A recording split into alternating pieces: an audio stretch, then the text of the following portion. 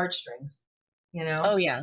And they must be so frightened. And it's Absolutely, absolutely. And then when they're, taken away, I mean, oh yeah. that in itself is its own trauma.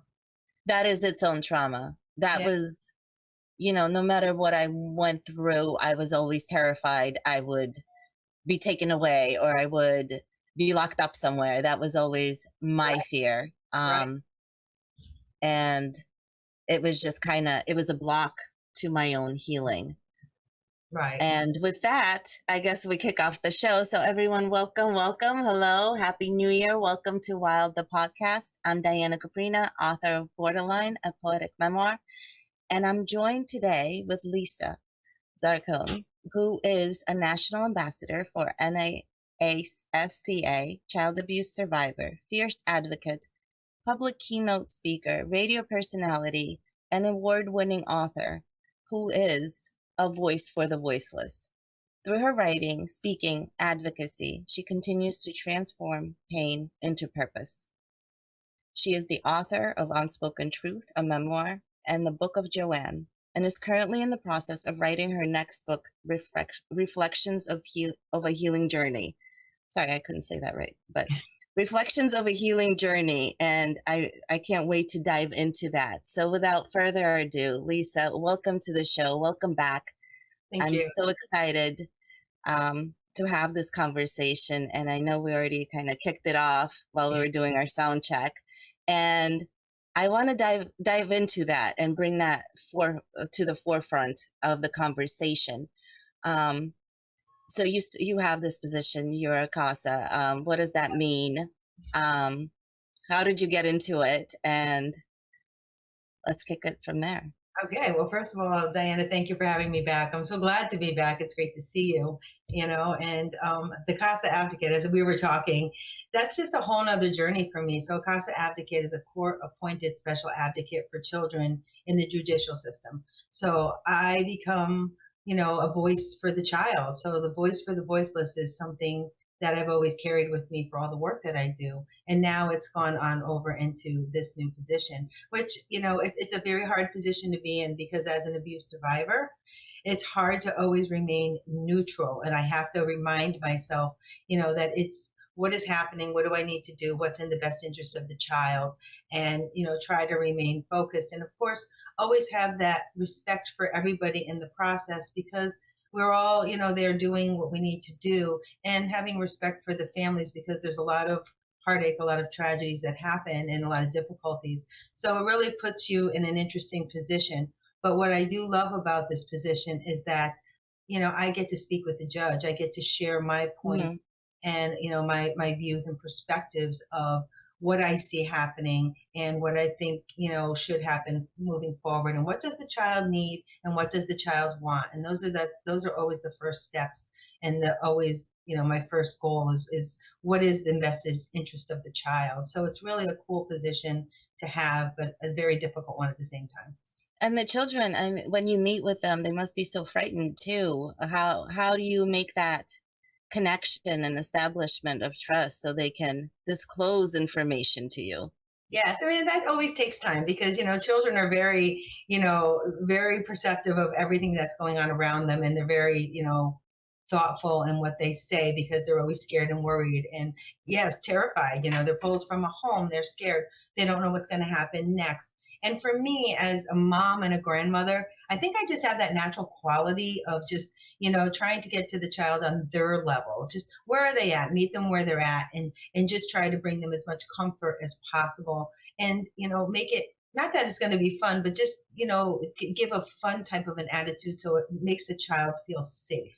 And that's Mm-hmm. really important because if you can make a child feel safe and trusting, that is when you'll be able to have those real conversations. But it does take time. It doesn't happen in 2 moments. It takes a little bit of time and a little bit of work. But children are resilient. And I think many times they're just very good judge of character to see and feel if somebody is real or not and if they're trusting. So I think it's a process to work on with children. But I really, for myself, kids for some reason gravitate to me, and I think it's because I'm a grandmother. Well, you have this amazing, beautiful soul, and it shines through, and it shines through the camera. And you've been through it. You've been through a lot. Yes. Your books, your story, your memoir, The Unspoken Truth. Can you tell us a little bit about that for anyone who didn't watch the previous episode we did?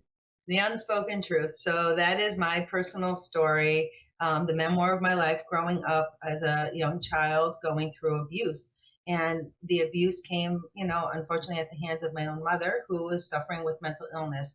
And she struggled profusely, and we didn't get that proper help and support that we needed. So our home was very, very dysfunctional and scary and all of those things. And, moving forward with life, my mom brought a lot of unsafe people into our home. And unfortunately, I was sexually abused as well by somebody else. And it just speaks to the fact that when someone is struggling, a parent or guardian is having issues and they're not being helped, it does fall down onto the children. And children are the innocent victims in all of this. So I always wanted to write my story. I knew one day I would share it. I shared it in a very interesting way. I wrote my story differently. I wrote it through the eyes of a child, the child's perspective. I wanted people to understand what the child went through right in the moment. So I did share, my story in a very raw fashion. It's a very profound read.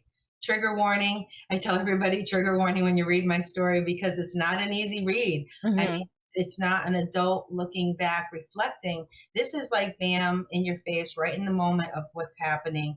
And it is a hard read, but it's an important read. And I wrote it that way for purpose. I wanted people to truly, understand the child's journey. How did you feel stepping into those shoes, stepping back into those moments yourself, and really bringing that voice, your child voice, out? Oh, that was a really difficult, journey to take. I was on my own healing journey at that time when I was writing this story, and my therapist encouraged me, write things down, bring them in, and that's how it all started. Write stories down, bring them in, we'll talk about it. And all of a sudden, I would write more and more, and it became a book in a sense, in that fashion. And he said to me, "Look at you writing a book. It's time to get it done." And that was my push. And once I started writing, I had to take breaks in between. It was hard. It's hard to tap into those old core memories and then to write it from your old thought process of a child. It was very difficult, and it was empowering at the same time. It was healing. To read back my own words would take my breath away because that's my life. That was my story, and it was a really difficult journey, but the more I did it, the more I made it through. I just knew in my heart that I was doing this for purpose. I was doing this for a really important reason. And that was to let other people know that they're not alone in their struggles. We all have a story. We've all walked these paths in different ways, but we can come together. We can help one another along. I felt like being that light for others in the darkness, and then wanting them to come out and to go on that healing journey the way I have. So writing it did bring me so many different things, but in the moment of writing it, in the pit of things, it was Mm-hmm. difficult. I had to stop many times to take care of myself mentally, to keep myself grounded, because it did trigger me into some flashbacks and nightmares and those types of things Oh, from I the can past. only imagine. Yeah, it really. I had to stop. And thank goodness I had my therapist, to help me along, because he was great about it. And we really worked through those things. And, the end result, holding my own book in my hand, my story, I cried. I cried happy tears. I cried sad tears for that little girl. But here I am holding my story. Now I'm able to share it with the world. And it was just an amazing, amazing accomplishment. I'm really proud of it. And then you wrote another book. So you're really on a roll with writing books. I can't get into. I haven't. I'm still struggling with my second one, but you're really on a roll. And the second book, the Book of Joanne. Yeah. Oh my That's goodness. also a very, very tough book. And I imagine it was hard also to write because you're also stepping into now your mother's shoes and Right. her mental health. What was Exactly. that like for you writing it? Writing my mother's story. So it goes on a promise. So back, go back for a few moments here. My mom always said to me, Lisa, I know you want to write your story one day, but please promise me that you will write my story. My story needs to be told as well. She always wanted to have a voice. My mom never truly had a voice. She was labeled, and I'm going to use the word crazy. She was labeled as crazy, and she did not get that proper help and support that she needed. Sign of the times back in the day, the 60s, the 70s, it wasn't talked about, and you didn't get the help you needed. But she always wanted to have a voice. So I promised her, I said, Mom, one day I'm going to write your story. You're going to have a voice. I'm going to share it all. And that was my motivation, because it was all on a promise that I would do that for her. And my mom's story is quite complex as well. So I wrote her story differently than I wrote my story. Two completely different reads. My story is raw, bam, all that, right there in the moment. My mom's story is a complete novel, from birth to death, everything in between, and our complex relationship as mother and daughter. And it was quite interesting to step into my mother's shoes, because it gave me a whole different view of who Joanne was. Who Joanne was as a child, who Joanne was as a young adult, a married woman before I was born. And then, after I was born, and all the things that happened. So it was really quite interesting. And it was writing it so funny, but it was because my mom always told me the stories. She told me all these different stories from childhood on up. So I had a lot of great information to go with. But of course, I had to fill in the blanks. And as I'm writing her story, I literally can hear my mother's voice speaking to me. This is the truth. And I could hear her say, nope, this is how it was, or this is, and I'm like, I would like kind of laugh to myself, because I'm like, oh my God, my mom is really pushing it out there. She wants it to be done a certain way. And my mother was always that woman. It was her way, and that was it. And I felt like in writing her story, I had to be so authentic and true to her that I really dug deep into it.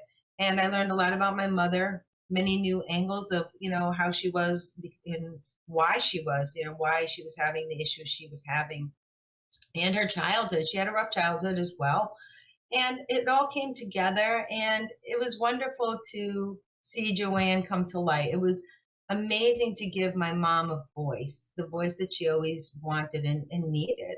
So another powerful journey. I've done a few journeys here now. Yes.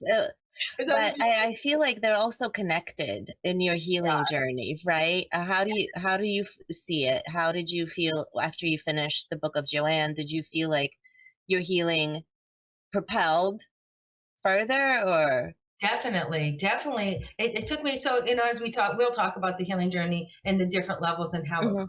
But writing my book was, the unspoken truth. That was one thing. And it was like breaking the silence of everything, because I had not spoken about what happened to me. And now here I am putting it in book form and sharing it with the world. That's one step towards healing, one big step towards healing.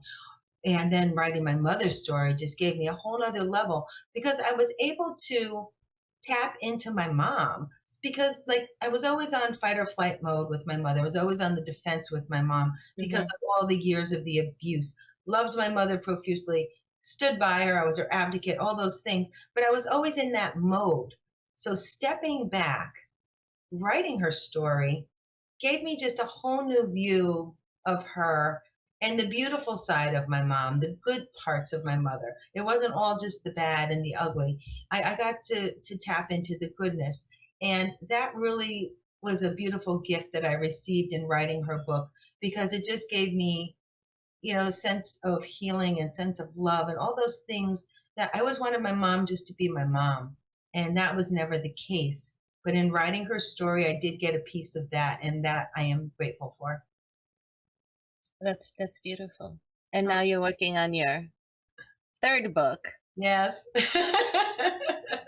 I know. There's no stopping me now. I'm on the move. So you're inspiring me, and I am sure you're inspiring all the listeners that are tuning in right now. So thank you for sharing, and just thank you for sharing. I appreciate you. Thank you. I realized when I finally, put my story out there was nothing left to hide. Nothing left to hide. It's all out there for the world to see, to read. And through all the work that I do, I share myself wholly, because if I don't, then I'm not being authentic in who I am and why I'm doing what I'm doing. So I'm always willing to share. I'm honest. I put it out there the way it is. We've all been through things in life. Life's not easy. We've all struggled with our own, issues and problems that have gone on. So why not be real and authentic? Because that's when people really connect to you, when you come across in such a way.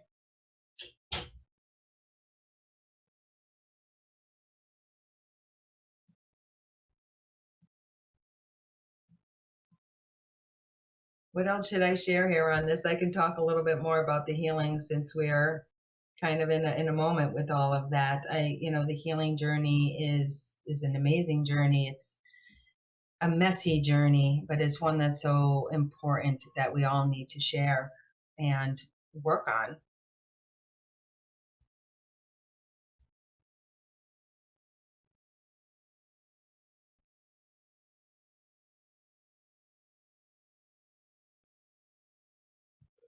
Okay. Are we back together? Okay, I guess we're having technical difficulty.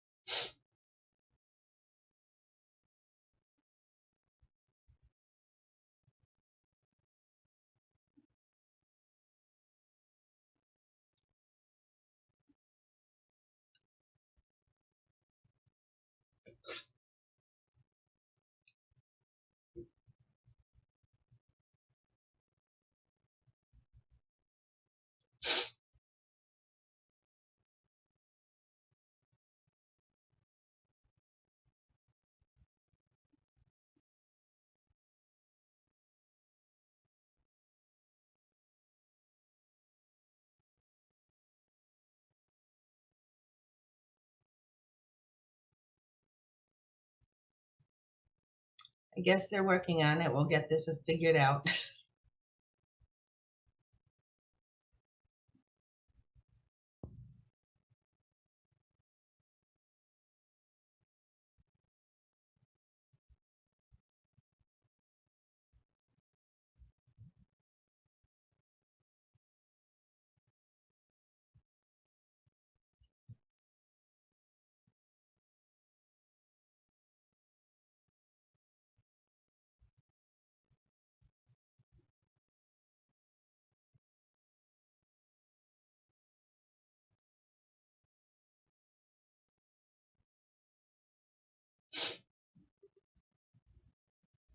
It looks like there's still, now I'm frozen.